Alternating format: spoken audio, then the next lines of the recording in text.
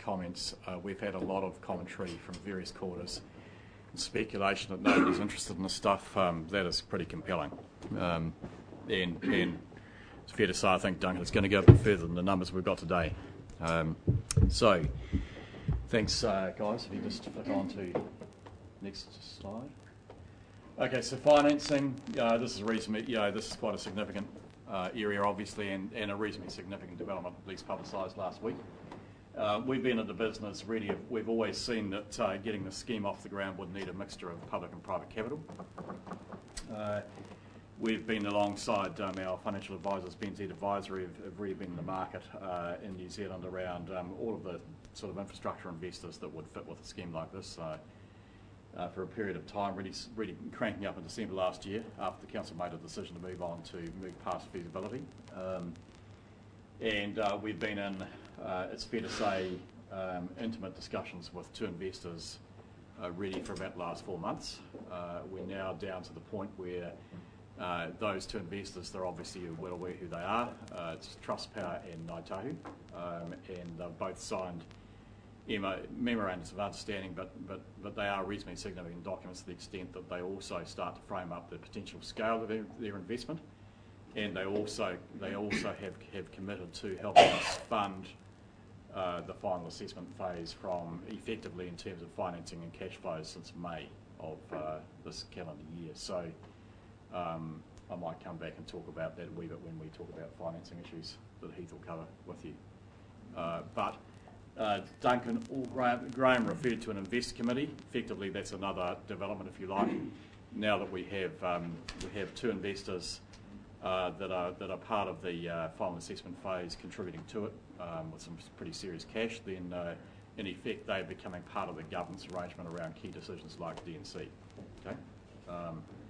Who to go with, what's the right bid, that sort of stuff. They'll be intimately involved in that process, as will their boards be alongside HBRIC. Those, it's fair to say that from the investor's perspective, there are three critical issues in the assessment phase that what I call condition precedent issues. Clearly the scheme is condition precedent on granting of a consent from their perspective. It's clearly condition precedent on sufficient uptake, water uptake, and it's condition precedent on the back of an infrastructure price that makes sense financially. So all of those things are built into the work program to sort out. Okay, I might move on from there. Thanks, Duncan. We'll keep going. Yeah, just a wee bit of a diagram of how it all comes together. From an HBRIC perspective, we're obviously just on the cusp of design and construction price, and working our way through that. That enables us to set a water price. We're in the expressions of interest that Duncan's talked about. We have what we call a range, the headline price, and I'll talk about that for a moment.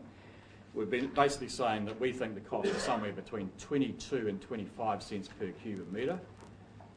That's the headline price. Having said that, we've also built into the scheme, though, some ancillary incentives and discounting. So we're saying that off the headline price will come 6 cents per annum for the first 4 years of water delivery. And in addition to that, as an incentive for deep groundwater users to move to stored water, we've said we'll offer them a deal at 10 cents per cubic metre for a period of time, with a shift later on to either to full price water, 5 years, or alternatively less reliable water. And the purpose of that incentive is to actually help use a commercial instrument, a financing instrument, to actually improve the flow regime in the river. In other words, if we can move deep groundwater across, surface water across, then we have an impact, a materially positive impact on the flow regime. Okay, that's the purpose of that incentive. So water price is looming, and I think Duncan, you alluded to pressure. The comment that Duncan was making around water pressure is we can either deliver water to the farm gate, get it there under modest pressure, or we can get it to the farm gate under pressure that will be sufficient to drive a pivot without any energy. So clearly a big chunk of the DNC assessment phase is optimising what's the most financially sensible thing to do in terms of energy, cost of life, water price, pressure, no pressure. So that's quite a chunk of work that Graham and a bigger team are involved in right now. And it's fair to say, Graham, we have bids on the table that will deliver pressure. Yep. Fair to say, okay. Right, so water supply agreements, Duncan's talked about February, April consent conditions. We'll have a sense of what those consent conditions look like. Pretty accurate, I would have thought, by about the 18th of February. Stephen? Mid-February? Yes. February, were you on mid? The board will deliver when it delivers, but it has to deliver in February to meet its timeline. Yeah, that's right. So we'll have some clarity. We think we're going to get a pretty strong picture at that point. Obviously, consent conditions achieved, water supply contracts are at or above the threshold. Investors will recommend to their shareholders governance on proceeding or not, basically. So that's the point at which HBRIC, in terms of HBRC, comes back, makes its recommendation to HBRC, and HBRC then runs its own process, independent assessment process and consultation process. And assuming it goes through those hoops, then ultimately the project would commence in terms of construction. So it's a little bit of the timing. Sorry, can I go back to the financing slide? I forgot to mention Crown Irrigation. Okay, not a Freudian slip here, but Crown Irrigation Investments is the Crown entity formed, looking after the Crown's interest in investment in irrigation infrastructure, and that engagement's well underway in terms of our engagement with that entity. But ultimately, it's a combination of the investors who are engaging with it. But I don't expect we'll have quite absolute clarity around their position for a couple of months yet. Okay. So that's the presentation, Chairman. Happy to take questions. We could talk about finances or take questions at that point, maybe. Let's get some questions. Councillor Dick. Well, I guess my question is, do you consider it significant that this project is now subject to due diligence, not only by HBRIC, but also by Ngāi Tahu, by Trustpower, and a Crown Irrigation Company? So there are at least 4 entities that will have this right under the microscope. Oh yes, clearly, Councillor. It's there's significant due diligence already been done by Trustpower and Ngāi Tahu around the financing, on-farm finances and economics and so forth. So there's no doubt about it.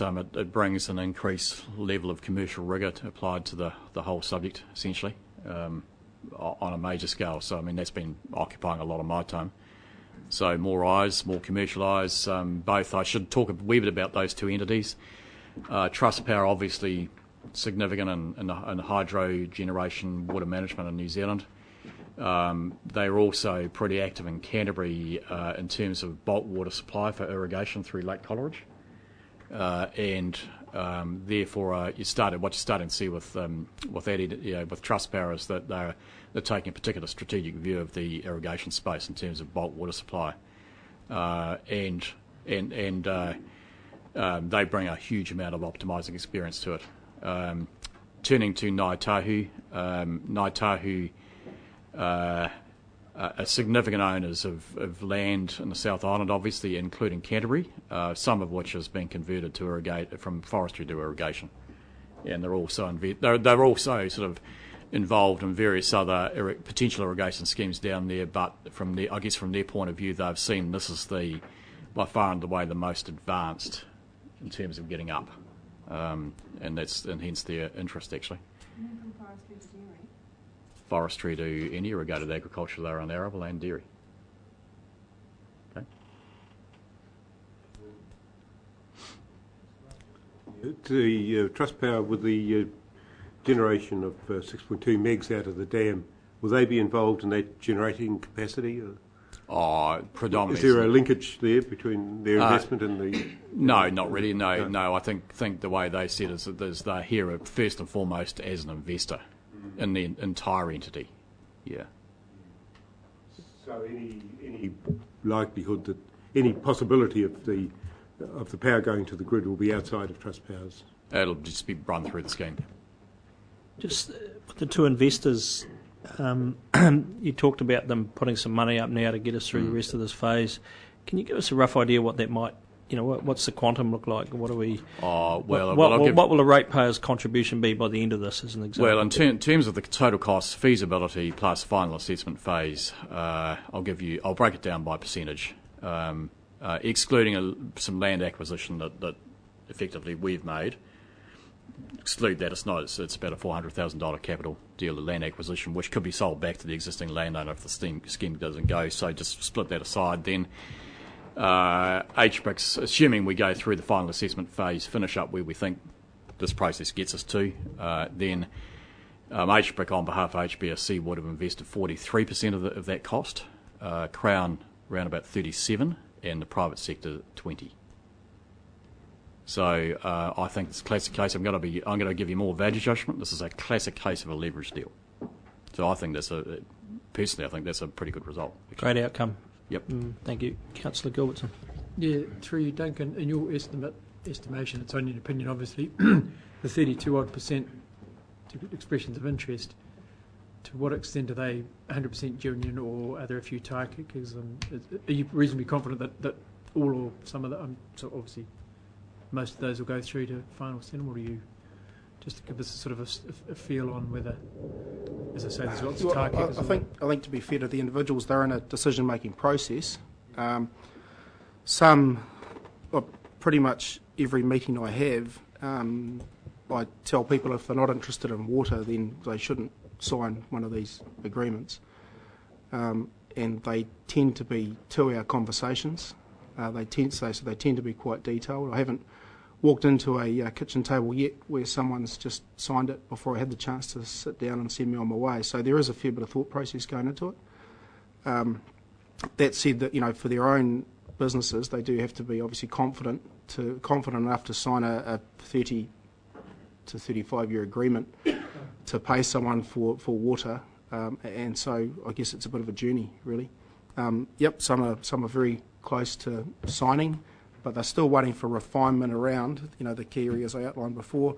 Water price, so in my mind the key areas for a water user are water price, point of delivery, pressure at delivery, and essentially the inflator, because they're pretty key refinements around making a decision as to whether it's a go or a no-go. So, if we ended up with a 25-cent water price with no pressure that was delivered 2k away, I wouldn't have a nearly as high a hit rate, if you like, in converting those as perhaps it was at the other end of all those points. So,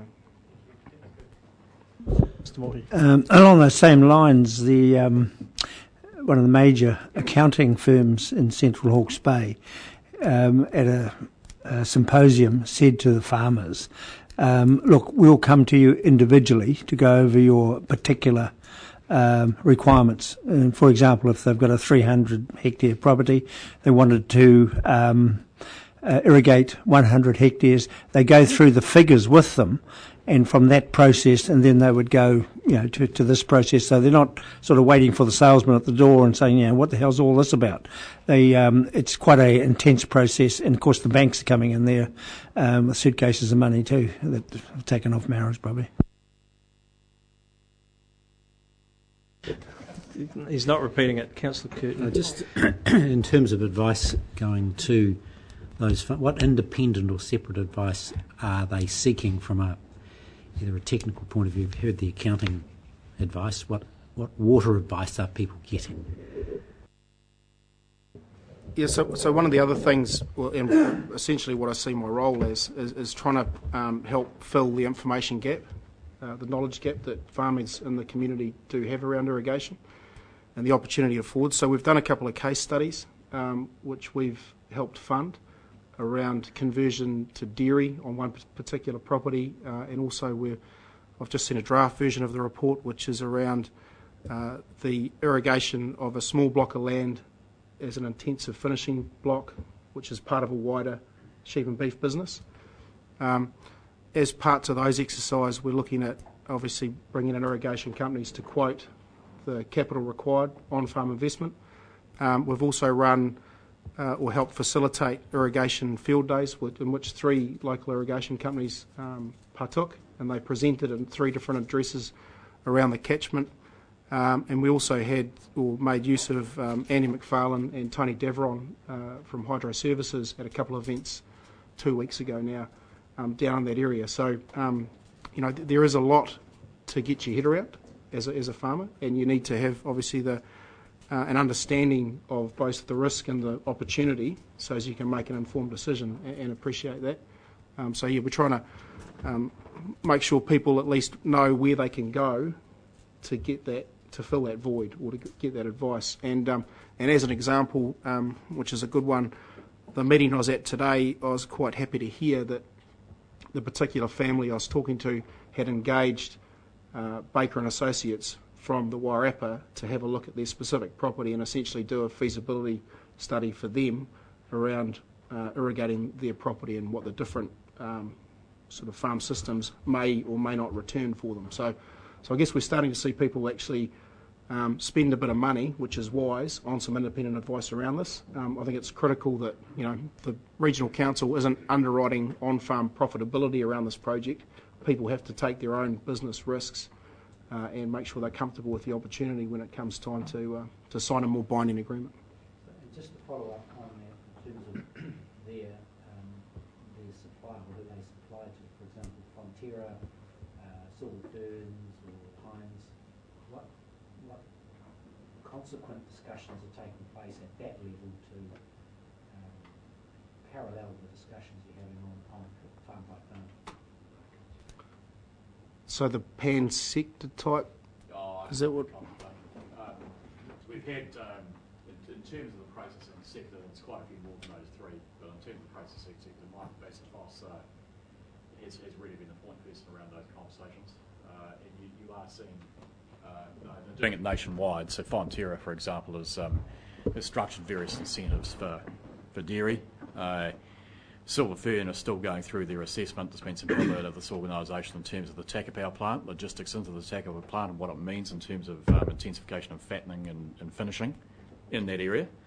I'd say that's a work in progress, and ultimately it's going to boil down to Silver Fern and or other processes really underwriting some contractual reliability, actually, in essence with the pricing structure that gives some certainty there. But they're all in that space. And that's part of we're facilitating that, but we can't drive it, obviously. That's really the key point. I think if you're asking Silver Fern Farms, they've got some big decisions to make around Takapau under this scenario, no question.